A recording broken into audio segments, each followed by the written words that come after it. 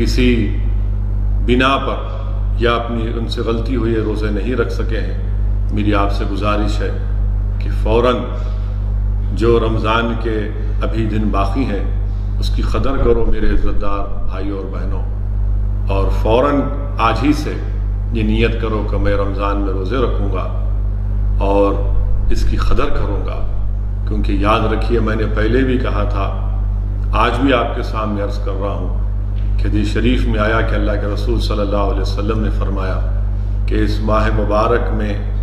جہنم کے دروازوں کو بند کر دیا جاتا ہے، شیاطین کو جھکڑ دیا جاتا ہے، جنت کے دروازوں کو کھول دیا جاتا ہے، اور اس ماہ مبارک کی ہر رات کو، ہر شب میں اللہ سبحانہ و تعالیٰ اپنی شان کے مطابق یہ آوازیں آتی ہیں آسمانوں سے کہ ہے کوئی شخص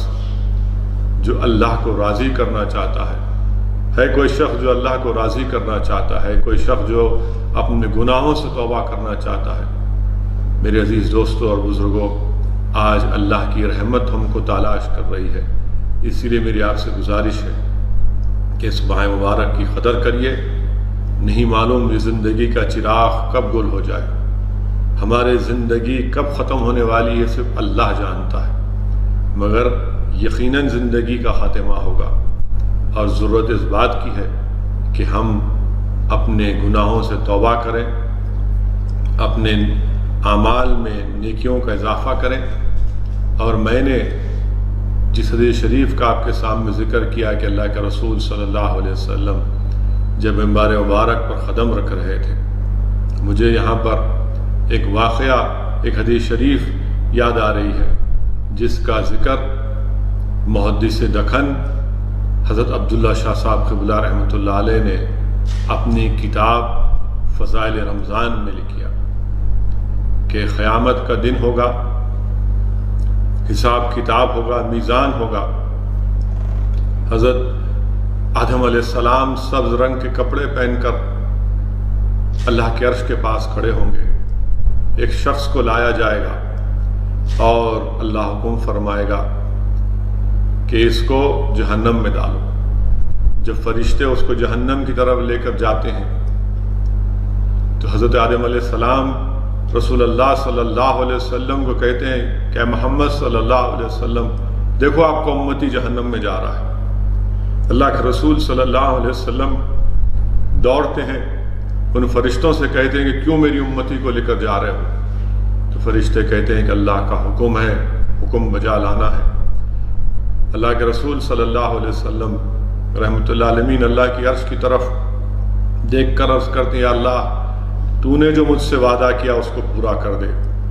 اللہ سبحانہ و تعالیٰ فرشتوں کو حکم فرمائے گا کہ محمد صلی اللہ علیہ وسلم نے جو کہا اس حکم کو بجا لاؤ۔ اس شخص کو روکا جائے گا اور اللہ فرمائے گا کہ میں اپنے حبیب کے پاس سے کاغذ کو نکالوں گا، اور اس چھوٹے سے کاغذ کو نکال کر اللہ اس شخص، گنہگار شخص کو جس کو اللہ نے حکم دے دیا تھا جہنم میں ڈالنے کا، اس کے میزان کے، اس کے اعمال کے ترازو میں رکھے گا، اور اچانک اس کے نیکیوں کا پلہ بھاری پڑے گا، اور اللہ فرمائے گا کہ لے کر جاؤ اس کو جنت میں۔ وہ شخص حیران دیکھے گا اللہ کے رسول صلی اللہ علیہ وسلم کی طرف اور کہے گا کہ آپ کون ہیں؟ اتنا نورانی چہرہ آپ کا، آپ کون ہیں؟ تو رحمت للعالمین صلی اللہ علیہ وسلم ارشاد فرمائیں گے کہ میں وہ ہوں جو تو دنیا میں مجھ پر درود و سلام بھیجتا تھا، آج اس درود و سلام کی وجہ سے اللہ نے تیری مغفرت کر دی۔ میرے عزیز دوستوں اور بزرگوں، یہ درود و سلام کی اہمیت ہے کہ جو آج اللہ ہم کو زندہ رکھنے کا موقع عنایت فرما رہا ہے۔ ہم کثرت سے روزے رکھیں، قرآن کریم کی تلاوت کریں، اپنے ماں باپ کو راضی کریں، ان کو اف تک نہ کہیں۔ حدیث شریف میں آیا کہ ایک شخص کے اعمال اس کے میزان میں، ترازو میں برابر ہو جائیں گے، اچانک اس کے گناہوں میں اضافہ ہو جائے گا۔ معلوم ہوگا کہ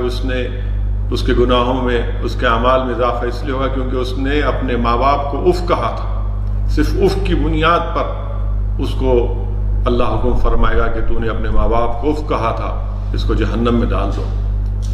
जब उस शख्स को लेकर जाया जाएगा तो उसका बेटा कहेगा मैं भी जहन्नम में जा रहा हूँ, मेरी नेकियां मेरे बाप को दे दो, मेरी नेकियां मेरे वालिद को दे दो। वो तो कहेगा तो अल्लाह सुब्हानहू व तआला की रहमत जोश में आएगी। अल्लाह कहेगा कि जब आज तुम मेरी रहमत से उम्मीद कर रहे हो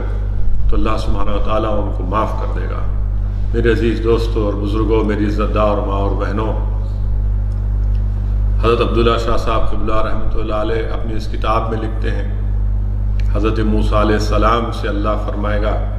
कि ऐ मूसा, मैं एक आने वाली कौम को, एक उम्मत को 2 अंधेरे दूंगा और 2 रोशनियां दूंगा। हज़रत मूसा अलैहिस्सलाम पूछेंगे अल्लाह 2 अंधेरे कौन से हैं? तो अल्लाह सुब्हानहू व तआला फरमाएगा 2 अंधेरे, एक खबर का अंधेरा होगा और एक जिस दिन हिसाब किताब होगा वो अंधेरा होगा। और उन 2 अंधेरों को दूर करने के लिए अल्लाह हज़रत मूसा से कहा कि मैं उनको कुरान दूंगा और उनको रमज़ान दूंगा। हज़रत मूसा अर्ज़ करें या अल्लाह तू मुझे उसमें क्यों नहीं पैदा कर देता? तो अल्लाह फरमाएगा नहीं मूसा अलैहिस्सलाम से अल्लाह अर्ज़ करेगा कि वो बहुत बाद में आने वाली उम्मत है। मेरे अजीज़ दोस्तों और बुज़ुर्गों, खबर का अंधेरा, हशर के मैदान का अंधेरा कैसे दूर होगा? अल्लाह हज़रत मूसा से अर्ज़ फरमा रहा है कि कुरान से और रमज़ान से अंधेरे दूर होंगे। खातून जन्नत के बारे में, उम्मत की माओं के बारे में, इमाम हसन के बारे में अल्लाह से दुआ है कि अल्लाह सुब्हानहू व तआला इस रमज़ान कि हमारे अब तक जो रोज़े अल्लाह उसको कबूल करे। अल्लाह सुब्हानहू व तआला हमको तौफीक दे कि हम पूरे रमज़ान के रोज़े रख सकें। अल्लाह हमको तौफीक दे